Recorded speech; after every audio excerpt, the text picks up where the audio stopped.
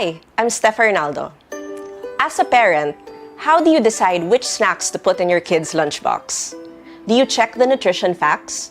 Or do you, like most of us, reach for the more affordable, accessible, and undeniably yummy options in the grocery? Well, most of these snacks are high in sugar, fats, and salt.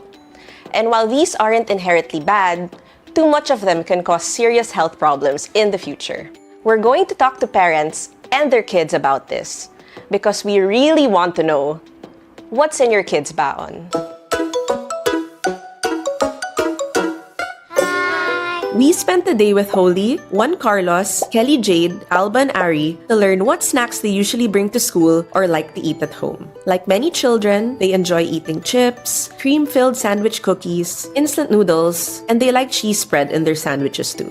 They also often drink ready-made chocolate milk and orange juice. We asked them which ones they thought were high in sugar, salt, and fats. Naturally, they knew the sweet ones like the cookies and the drinks had a lot of sugar. The savory ones like the chips and noodles, high in salt. They also knew that the cheese spread was high in fat. But the surprise is, all these snack items have all three ingredients in different measures, some in higher amounts than we expect. We're going to talk to the children and their parents about this. We will also talk to licensed nutritionist Shay Castillo about the importance of watching what's in our children's baon and ways we can make healthier choices without going beyond our budget, and even as we keep up with our busy routines. So we're here with the mothers of the children and the father, and they will be introducing themselves. So thank you for being here. My name is Rochelle. I'm the mother of Holly Kaylan. Hi, I'm Jonathan, the father of Juan Carlos and Kelly J. Hello, my name is Cara, the mom of Alba and Ari. Okay, thank you for being here, and thank you guys for playing with me. Did you guys have fun a while ago? Yeah, so you guys guessed all the snacks correctly. So this time, I'm going to show you and your parents how much sugar, salt, and fats there are. Okay. So that is a 330 ml bottle of orange juice that you can find in your groceries. So a bottle of orange juice, a 330 ml bottle, has 8 grams of sugar. So they're orange juice, but they add sugar, and that's how much 8 grams of sugar looks like. That's 2 teaspoons of sugar. That's how much there is in the orange juice. Is that a lot? That is a chocolate drink in a Tetra Pak, 180 ml pack, usually sa groceries, that actually has 15.4 grams of sugar. So that's almost 4 teaspoons of sugar in a glass of chocolate milk. Who wants to hold it? I want to hold it. Yeah, look at all that sugar. Look. Okay, sugar. It's a chocolate drink. Are you shocked? Sugar. That's a lot of sugar. And there's actually also fat in it, which is represented in oil. It's just half a teaspoon of fat. But that's also in your chocolate milk.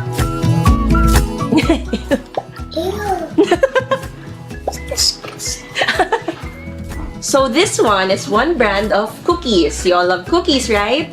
A serving size is usually 3 cookies. But in one pack, that's usually 9 cookies. The long pack sa grocery that actually has 30 grams of sugar. So that's 7.5 teaspoons of sugar in a pack of these cookies. That's how much if you finish a whole pack. A whole pack of cookies. Actually, would you be surprised that they also have oil? Because there's cream inside the cookies. That's what's inside your cookie. See? The oil. I still want to eat cookies. So we talked about that cookie. There's also another cookie brand that is usually has 6 pieces per pack, right, in your baon. So every 3 cookies, that's already 10 grams of sugar. So if you eat 6 and you finish the whole pack, you're having 20 grams of sugar, which is around 5 teaspoons of sugar. It also has 2.5 teaspoons of fat, oil, in 6 cookies. So on this side, we're moving on to the savory snacks, yung salty, maalat, instant noodles, chips, cheese. So, did you know that people in the medical field say how much salt that you can eat in a snack is just about this much? So, this is super small, less than 200 mg, but it's like a pinch. For every snack, a pinch, okay? Because they say that the average adult needs 2,000 milligrams of sodium only a day. So what more if you're small and you're a kid, right? So you need way less than that. So What you're talking about? yes, measure salt.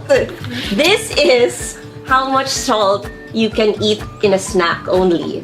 So we're gonna find out the yummy cheese spread that we eat with bread and sandwich and crackers, right? 1 tablespoon of the cheese spread, which is usually what we put on the bread, has 225 milligrams of sodium. This one says right. And that's just a snack. That's just a slice of bread. Serving size of cheese spread actually also has fat. 1.5 teaspoons of oil, as you can see here. So that's just at most 2 tablespoons. So we're moving on to the cheese-flavored chips.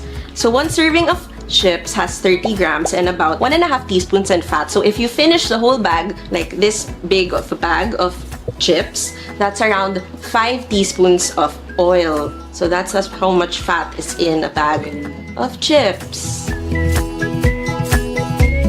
That's just for 1 snack. And we can sometimes finish a bag of chips in 1 sitting. Even I can. The whole bag has about a 1/4 teaspoon of salt. So that doesn't sound like a lot, but in comparison to the recommended serving per snack, this is the one. Remember this? There, that's in a bag of chips this big. Right? That's a lot? Is it a lot? Chips is... Yeah. We can move on to the instant noodles, the pancit canton. So, 1 pack of instant noodles has 8 grams of saturated fat. So that's 80-gram pack, which is almost 2 teaspoons of oil. And for the salt, it has around 914 milligrams of sodium, which is almost half a teaspoon of salt. So it's more than the chips. And here, you can compare it to the recommended intake per snack. So this is how much salt is in a pack of instant noodles, and this is how much salt is recommended per snack. So it's a lot, right? Are sugar, salt, and fat really bad for us? Licensed nutritionist and dietitian Shay Castillo says, hindi naman. It all depends on the amount we consume. Let's take a closer look on how sugar, fat, and salt can affect children's health. Sugar is not really bad, but everything high is bad. So when it comes to kids, they always eat a lot of meals and snacks that are really high in sugar. And World Health Organization actually gives a serving that is sufficient enough for the day for kids. So it's only 6 teaspoons in a day. And kids love chocolate milk, cookies, and juice. And within 1 box of chocolate milk, it exceeds the limit na. Nag-exceed na yung sugar mo the entire day that they actually have empty calories. And the nutrients for the day, hindi na siya nakukuha sa ibang food kasi parang nabusog na sila with all those snacks that they eat in a day. Kailangan din natin ng fats sa ating katawan kasi sila yung nagdadala ng nutrients that can actually help to improve our quality of life. Yung mga nutrients na yon, such as vitamin A, D, E, and K, those are fat-soluble vitamins. So the root word na fat, kailangan mo ng fat in your diet to actually utilize all those nutrients. So when it comes sa kids, with their snacks, they actually contain a lot of saturated fat. Ang saturated fat, nanggagaling ito sa mga animal products na beef, pork, cheese, and milk. Kapag marami naman tayong kinakain na bad fat, which are the saturated fat, it can actually increase our blood cholesterol levels. So, pag nagtagal, this may actually lead to heart problems. Meron naman tayong tinatawag na healthy fats, which are omega-3 and omega-6 fatty acids that comes from fish. And also nuts. Isa na rin ang avocado, which is a fruit that has also healthy oils. And vegetable and canola and olive oil. With salt naman, it has a good role in our body when it comes to hydration. Because when you don't have enough salt and enough water, meron tayong risk of dehydration. But with kids, all of the snacks, they have a lot of sodium in it, which actually is not good for the body and they are not utilized well. So kailangan talaga natin in moderation when it comes of these snacks. With the World Health Organization, they actually recommend na less than half a teaspoon a day. But with all of the kids' snacks today, they go beyond that, especially for instant noodles, cheese, chips, and crackers. Kapag bata pa lang at mataas na ang salt intake, there's a risk of high blood pressure and habang tumatagal, this can actually cause heart problems.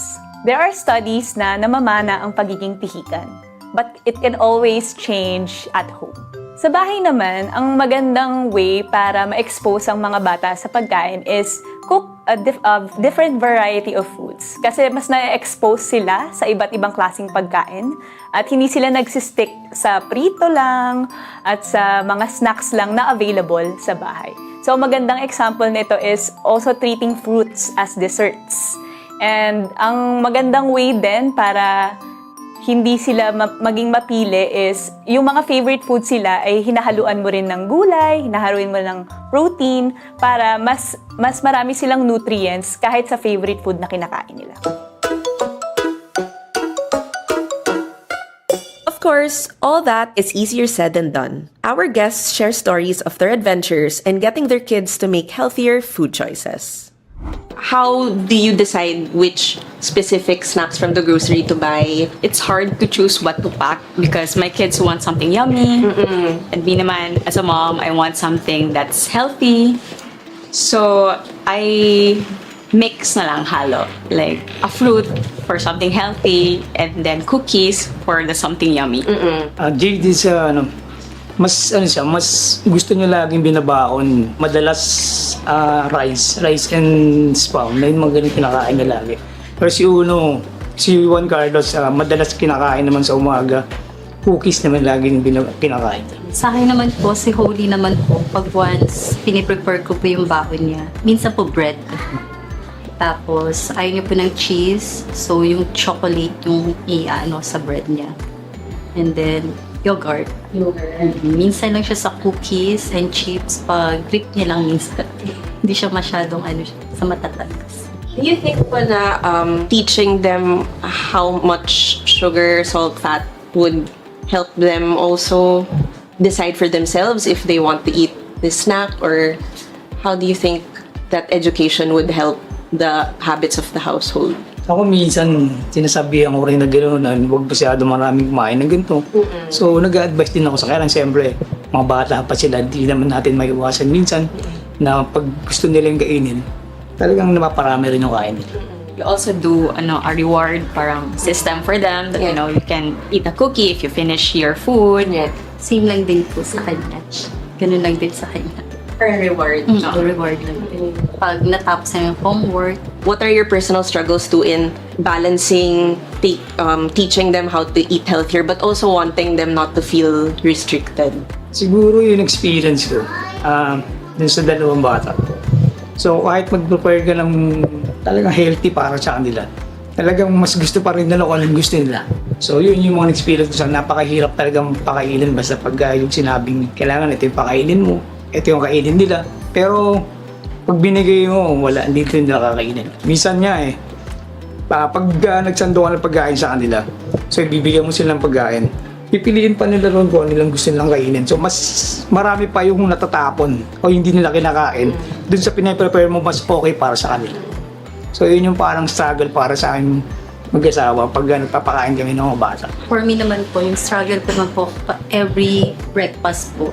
Kasi napakabagal niya po kumain, lalo na pag sa vegetable, napaka-picky niya. More on 1 hour bago siya matapos sa pagkain. Pero mas, naman kay Holy kasi mahilig siya sa fruits. Kaya okay lang din sa akin yung ganun pag once sinabi niya, Mama, gusto ko ng apple, yun, binibilhan na lang. Kahit hindi na sa budget. My struggle is when they're in school already. Kasi I'm not there to feed them. So it's just the kids and the teacher, and sometimes may time limit lang for the lunchtime. So what I do is I'll ask the yaya to baon them milk so they can drink it during dismissal. Yeah. So bawi na lang when they get home. So actually, did you know that there's a healthy food marketing environment bill that many health advocates and government officials and medical professionals want to pass?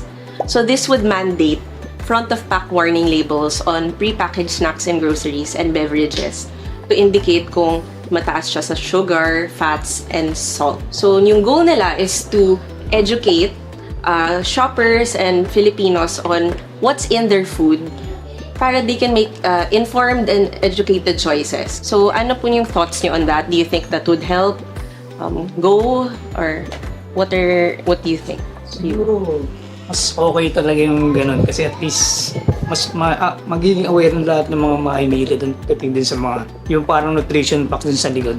So mas madaling makita o mas madaling malaman agad kung yung mga kinakain ng mga children is talagang mataas na yung mga ingredients doon. Para po sa akin po, malaki pong bagay siya na makakatulong po lalo na sa katulad po namin mga parents to be aware na rin po kung gaano po kadami yung contain ng sugar at saka salt po, and lalo-lalo na sa oil, sa fats.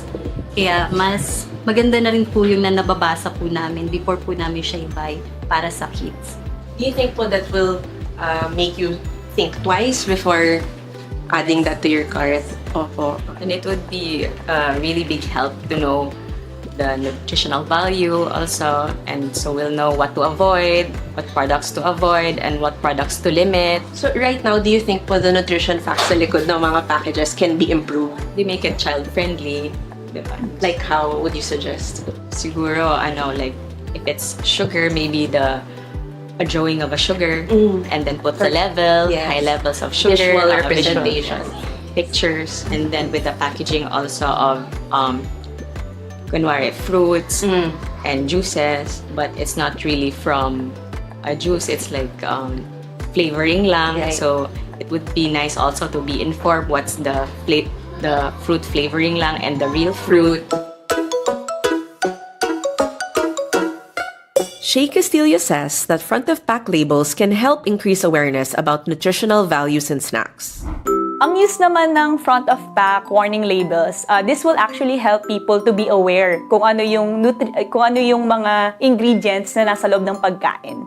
So this is also a good tactic na kapag bibili yung mga tao, at least alam nila na this has a lot of sugar, this has a lot of salt. With these kinds of labels, maganda rin siyang way para turuan yung mga anak natin on how to identify these kinds of snacks. So every time you go to the grocery store, at least alam na nila kung ano yung laman ng kinakain nila for all of these snacks, and magiging aware na sila on not to eat these kinds of snacks. Pre-packaged snacks will likely keep their place in our kids' lunchboxes. We just need to have them in moderation. So it's crucial that we keep track of our consumption of them. So after today's experiment, especially seeing your kids react and interact and learn more about what goes in their baon, what are your final thoughts, and what are you going to possibly take home after this shoot? I'll have another talk with my kids regarding the chips and the cookies for me. Siguro, medyo bawal muna. So parehas lang din yung sinabi niya. So pag nasa bahay, medyo may limitasyon na rin. So thank you so much for being with us today.